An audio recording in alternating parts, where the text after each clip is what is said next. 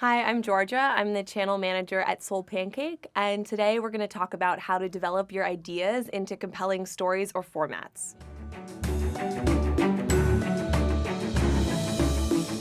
Brainstorming can be the hardest part of the creative process. You know, there's so many great videos on YouTube, and it can be really hard and intimidating to know how to stand out. One of the coolest things about SoulPancake is anytime someone comes to us or asks us to brainstorm an idea for a video, we get everybody in a room together. And we all sit there and we write every single idea that we come up with on a whiteboard. We always say, like, no talking about what your constraints are when you're first throwing your ideas out. We try really to just focus on getting all of our ideas on the board, no matter how crazy they are, and we throw out some ridiculously crazy ideas.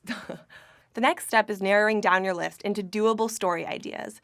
So oftentimes when you're brainstorming an idea, you come up with something that's really crazy. Like, we want to build an LED dance floor, and there's just no way that you have access to an LED dance floor or a budget to build one.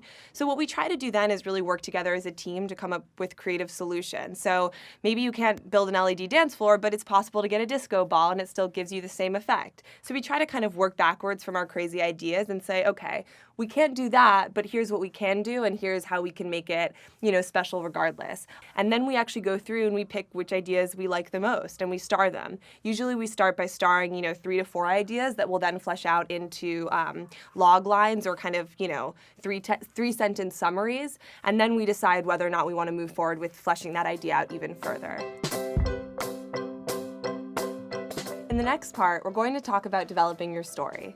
The people in your videos or characters you write can be a great starting point for story ideas. Look, I personally enjoy doing impressions, but do you know how many people think I'm some sort of trained monkey here to perform for them at will? I mean, it's annoying. Could you say that as Colin Farrell? What?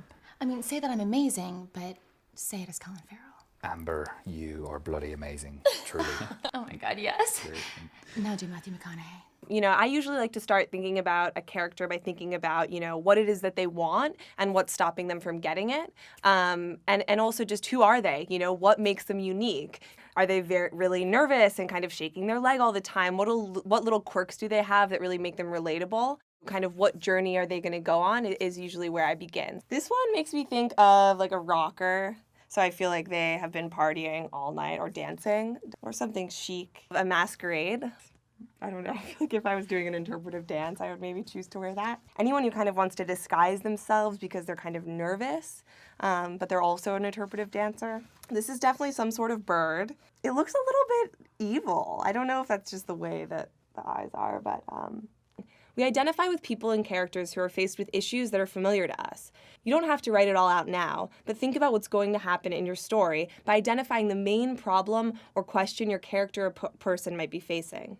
So what would keep your audience on the edge of their seats if they were watching your story unfold? The key is creating tension between what the character wants and how they're going to go get it, or not get it, so we know what will happen next. In SoulPancake's narrative series, The Impression Guys, Jim and Ross are extremely talented celebrity impressionists, but they want to quit doing impressions to become serious, dramatic actors. The problem is the only work they can get is doing impressions, so it makes it hard to quit. In the first episode of the series, they come up with a 12-step program to stop doing impressions. That brings us right into the action or the plot of the story. Since your viewers can click away at any time, you need to give them a reason to keep on watching. So the first episode that we did of Science of Happiness is called An Experiment in Gratitude. And the idea really came about by us knowing that we wanted to produce a series about happiness that really asks this question of what makes people happier. What we're doing is really taking exercises in positive psychology and bringing real people in to kind of quote-unquote test them by asking them to write someone they are grateful for a letter. But the real turning point came when we asked them to call that person right then on camera. I don't know a number by heart, dude. This is awful. That's fine. I don't know my mom's number by heart. Hey, sweetheart.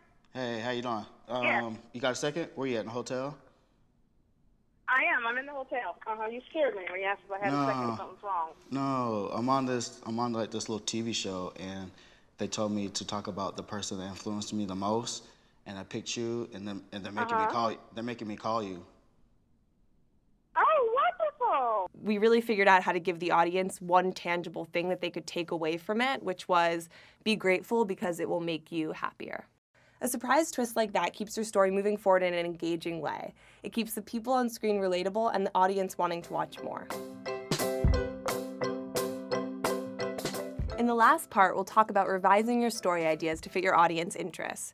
We share videos for a variety of reasons, typically because they make us feel something or they teach us something new. Maybe a video makes you laugh or makes you cry or shocks you.